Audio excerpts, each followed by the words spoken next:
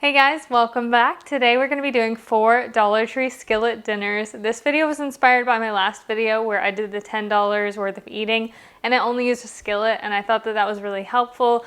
So I wanted to kind of expand on that a little bit and do some skillet only meals that you can make, especially now that it's summertime and a lot of you are not wanting to run your oven.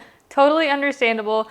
AC bills can be expensive. Hopefully they all turn out amazing, and let's go ahead and just jump right in. The first dinner we're going to be making is a stuffed pepper skillet, or an unstuffed pepper skillet, technically speaking. I have some rice here. This is just white rice. You use brown rice if you want to. You just have to adjust the cooking time.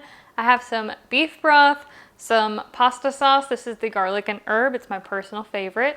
I have some diced tomatoes, mozzarella cheese, a package of beef patties, and some pepper stir fry. Mine has been thawed. And all 4 of these meals will be made using the same skillet that I shared in my last video. This is quite a wide skillet. I think it's like 13 inches. It is the only skillet I have with a lid. So that is what you need. You definitely need a skillet with a lid for most of these meals. So whatever size skillet you have should potentially work. Larger is better if you've got it just for surface area. Like I said, this is about 13 inches, I want to say, maybe 14 inches. But as long as it's got a lid, you should be okay. There's not really any prep work I have to do for this meal because everything is pretty much ready to go. So we can just head right on over to the skillet. We're going to start by browning our beef patties. Of course, you can use 8 ounces of ground beef in its place. My Dollar Trees have not yet converted to the Plus store, so they don't have like the real ground beef. And this is sort of real ground beef. I am somewhat excited about the prospect of Plus stores, but at the same time I'm not, because I feel like the whole like $3, $4, and $5 aspect kind of takes away some of the benefit of the stores being Dollar Trees. Like, you have more variety with ingredients. But I think the reason that most people shop there is because of the $1.25 pricing structure and just how simple it makes things. I feel like some of that is lost when you switch over to like $3, $4, and $5 items. Now, in case I have any new folks here, these are the Dollar Tree beef patties. These are not entirely like 100% ground beef. They're textured soy protein. They are beef and beef hearts, and they are pre-seasoned, and they can be a little on the salty side. So what I usually recommend doing is rinsing them a little bit under cool water just to rinse off some of that extra seasoning and salt, just to make sure that the flavor profile is a little bit more neutral. So I'm gonna go ahead and do that real quick now that it's browned up. Once your beef is rinsed, you can return it back to the skillet to get that brown back on it, because obviously running it underwater can deter some of that nice browning that we worked on. But I feel like it is a necessary step if you've never had it before. Like I said, it can be a little on the salty side. Into that goes our pepper and onion stir fry. Again, mine has been thawed, and I do go ahead and drain it just to get off any extra liquid. If I have the forethought to thaw it, it saves me a lot of time. I know some of you have mentioned blanching it to help as well to get off the liquid since it's frozen. And if you have any kind of weird or off chunks, you can just pull those out. So I'm going to let that saute up together for a couple minutes. I'm also going to use this as an opportunity to pre-toast my rice. I have 1 cup of white rice here. This already smells so good just from the beef and the peppers and the onions. When you toast rice like this, it gets a bit of a nutty smell, like popcorn almost. It's very interesting. This is my preferred method of cooking rice. And then once everything is nice and toasted up and fragrant, we're gonna add in 2 cups of beef broth, along with our can of diced tomatoes. I did go ahead and drain these, and I'm gonna add 1 cup of my pasta sauce. Again, this is the garlic and herb pasta sauce, and I'm going to stir that all to combine. At this point, we treat this exactly like rice. So we're just gonna bring this up to a boil. I am going to cover it with a lid, turn it down to a simmer, and I'm gonna let it simmer for 15 minutes. Set a timer. After 15 minutes, turn off the heat and let this sit undisturbed for an additional 15 to 20 minutes. All right, we are almost done, and this smells so good. I am so excited to try this. Let's pop off our lid and give it a stir. Fluff out the rice a bit. And then the final step is to top this all with cheese. I have the shredded mozzarella. You can shred your own if you prefer. I'm gonna cover it back up with the lid and let it sit for 5 minutes or so, just until the cheese is melty. And here is our stuffed pepper skillet. Look at that beautiful layer of melty cheese on top. I am so excited to dig into this. This is one of those really hearty and wholesome meals. You can see that cheese pull going on there. It smells so good. This is one of those meals that I'm not quite sure why it's taken me so long to make it. I mean, I do know to a degree that Dollar Tree wasn't really stocking their pepper stir fry for a while there, and I thought about using the seasoning blend. I feel like the seasoning blend has a time and place, but the pepper stir fry is honestly my by far #1 favorite Dollar Tree product of all times. I've been kind of waiting for it to get back in stock before I tried this recipe. There's steam floating up in and I'm so glad that I waited, because I think that this is going to be fantastic. I honestly was a little bit skeptical about maybe needing to season this one. Now, I read a lot of different recipes for stuffed pepper skillet, and a lot of what I do is trying to streamline recipes to reduce the amount of ingredients that you need, because for me, every ingredient has an added cost. So of course, a lot of the recipes were calling for like tomato sauce, tomato paste, oregano, basil, Italian seasoning, salt, pepper, garlic, all of these things. And in my mind, I could replace pretty much all of those ingredients with pasta sauce, which is why I did it the way that I did it here. And I wasn't sure if 1 cup of pasta sauce was going to be enough to season the entire dish, but you also have the addition of the beef broth, you have the natural flavors of the tomatoes and the bell peppers, of course the beef, and honestly it works. It's very balanced, it's not acidic, has a natural sweetness from all the peppers in there. It is really fantastic. The only thing I might add to it is just some black pepper. It's plenty salty enough, and it does have a nice flavor. You can definitely taste the pasta sauce. And this is a really great meal prep option. You can pack it up, grab it, take it to work with you, and just reheat it in the microwave. So tonight's dinner is going to be a ramen stir fry. I have a 5-pack of ramen. It really doesn't matter what flavor you get, because I'm likely not going to be using the sauce packet. Instead, I picked up a packet of this Asian stir fry mix to try. I also have a bag of Dollar Tree frozen stir fry vegetables. And then for protein, I thought it would be interesting to change it up and use some pot stickers as the source of protein for this meal. So the pot stickers are maybe going to be on top of this ramen, but maybe on the side of the ramen. Not quite sure yet how I'm going to go about that. If you can't find something like this Asian stir fry seasoning kit, then feel free to just use a mixture of soy sauce and brown sugar. But I thought this would be interesting to try, since it's one of those things that Dollar Tree gets in every once in a while, you know, kind of like their one-off products where they get a limited inventory, and so I thought I would take advantage of that and try it out for you guys. It says you need 4 cups of your favorite vegetables, 1.5 cups of meat strips, and then it calls for oil and water. So it says to mix the stir fry mix with 3 tablespoons of water in a small bowl, and then you're supposed to kind of just stir fry everything together. So that's essentially what I'm going to do. I'm going to mix this with water. I'm going to start by frying up my pot stickers first. So in my skillet here, I'm going to put down a couple tablespoons of oil. And let's see if I got 9 this time, because remember last time I only got 7. So indeed, we have 18 total pot stickers here. And can we just talk about how 18 pot stickers for $2.50 is actually like a really good bargain? My pot stickers are thawed, so I'm gonna go ahead and add a little bit of water, turn on my heat to like medium-ish, and then I'm just gonna cover this and let it cook the same way I've showed you before. Once my pot stickers are nice and brown, I am going to go ahead and transfer those over to a plate. We're gonna set those aside. The ramen is not gonna take long. And into my skillet, I'm gonna add 3 cups of water. So once my water came up to a boil, I added in 3 blocks of my ramen. I felt like 3 was a pretty good ratio, but if you're trying to make this a little more filling, feel free to go ahead and add more. Again, I used 3 cups of water to 3 blocks of ramen, and I'm just letting that cook. I am gonna have to drain off some of this liquid here. I think my noodles are pretty much about done. I like to use a little pasta stir just to make it easier to kind of break up the noodle blocks. I flip them around a little bit. I kind of just let them reconstitute a bit, and then you can usually break them apart pretty easy when you're cooking them in a pan versus in a pot. But I think that looks pretty good, so I'm gonna go ahead and drain off the liquid before I overcook the noodles. So in goes a couple tablespoons of vegetable oil, along with our noodles and my stir-fry vegetables. Give that all a little bit of a mix. And of course you can cut down your vegetables a little bit if you want them to be smaller pieces. And we can go ahead and toss in that stir fry sauce. And then I'm just gonna toss this all around, make sure that the noodles and the vegetables are all kind of coated in that stir fry sauce.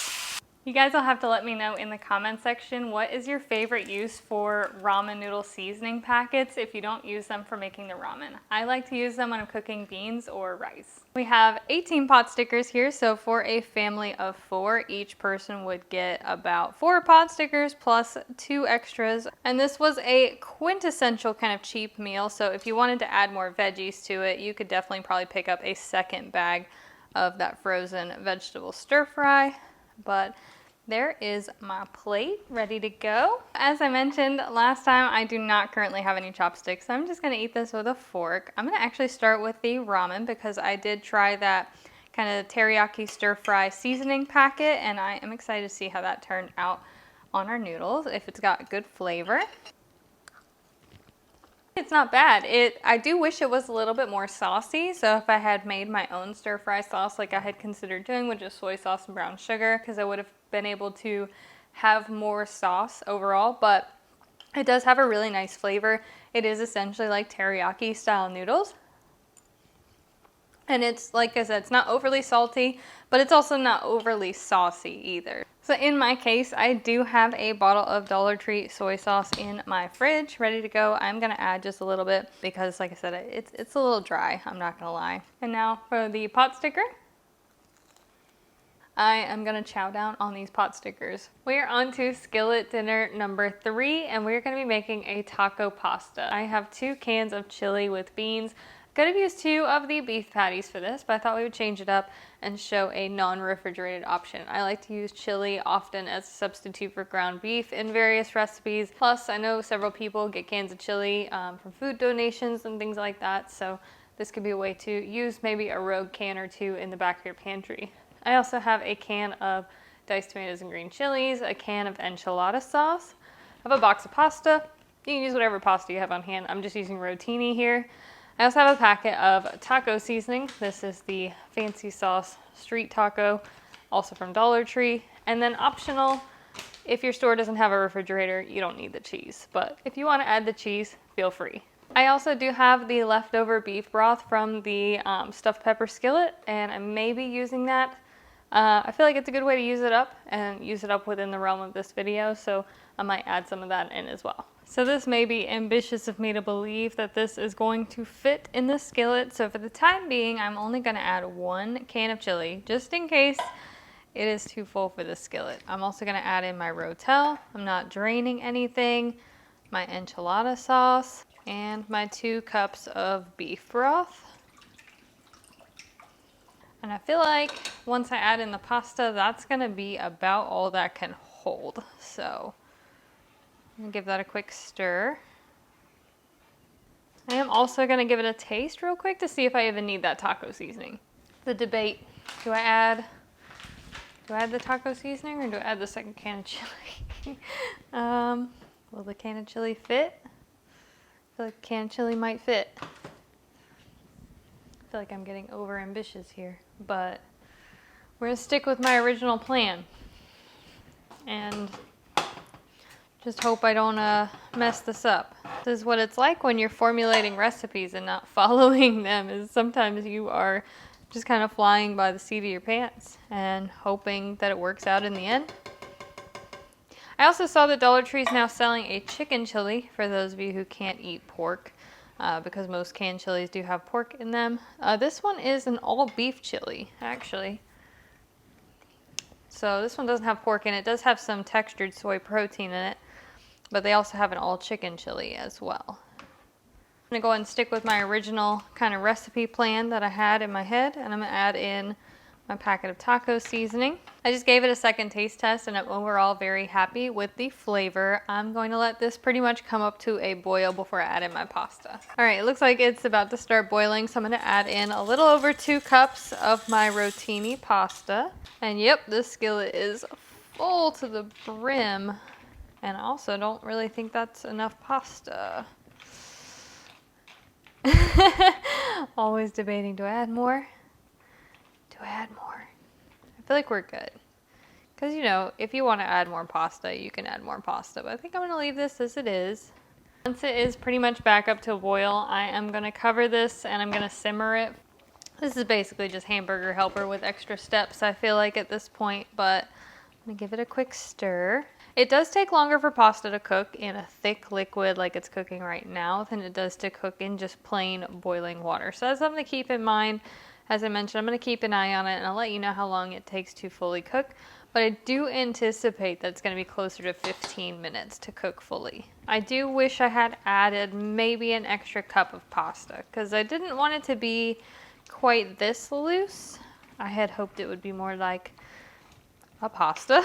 Right now it is a little bit more like a chili. Let's taste another noodle, see if it's cooked yet. Ooh. Oh, she's got a kick. She's spicy. I wasn't expecting that heat.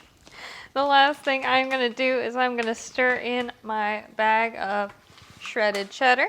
If you've got a pot, make your life easier. I just was wanting to stick with my original plan of making skillet meals, even though I knew that this might not fit in said skillet.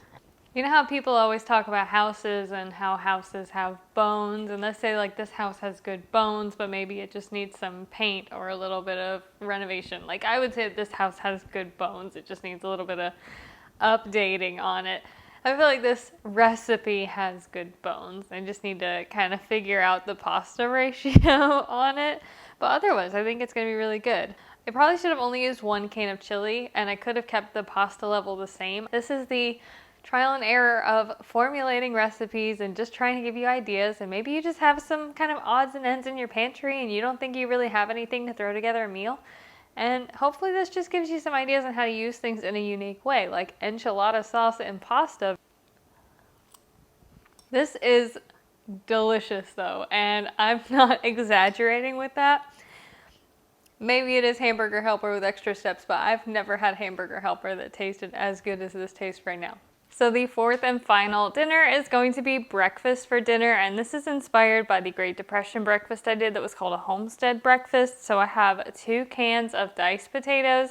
I do have one of these roasted potato seasoning mix. It's basically just salt, garlic, and paprika, so feel free to use that. I have some sausage and some bacon. I thought it'd be nice to mix those together.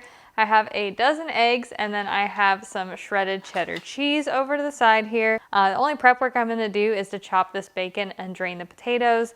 So I can do that off camera and we can go ahead and head on over to the skillet.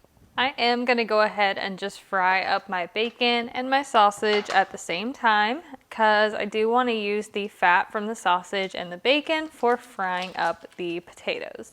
That is looking pretty good. I'm going to go ahead and start scooping it out of my skillet so I don't burn the bacon. I was kind of skeptical about cooking the sausage and the bacon at the same time because I thought that, you know, they might have kind of vastly different cooking times and that the sausage would be done before the bacon was done. But honestly, they seem to have cooked together really well. Everything is drained out. I'm going to go ahead and add in my potatoes.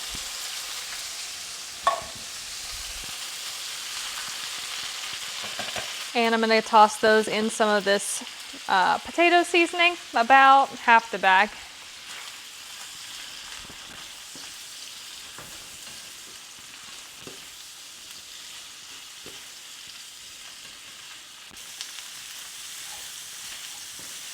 In the South, we call this home fries. It's different from hash browns. Hash browns are like the shredded potatoes. But if they're cubed like this, we call them home fries if we're eating them for breakfast. Once your home fries are to your liking, whether that's as crispy as you like them, as caramelized, or you lose patience for cooking them, I'm going to turn the heat all the way down to low. And I'm going to add back in my sausage and my bacon. I'm going to make sure that's one little even layer at the bottom here. And I'm just going to start cracking in eggs right over the top of this.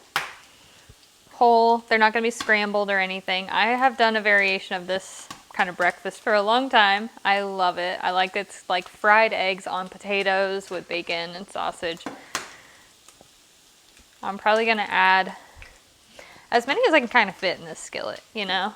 so it might be 6 to 8. I might even be able to fit all 12 in here, which I feel like 12 is kind of reasonable because for a family of 4, that is 3 eggs per person. That is all 12 of my eggs, and my heat is at low, so I'm going to cover this and I'm just going to let it cook until the eggs are set on top. So this is around about what we're looking for. We're almost there. I'm still seeing a little bit of transparency in some of the whites, but we can go ahead and do our final step, which is going to be melting our cheese right over top. So lid can come off. Sprinkle the cheese right over the top here.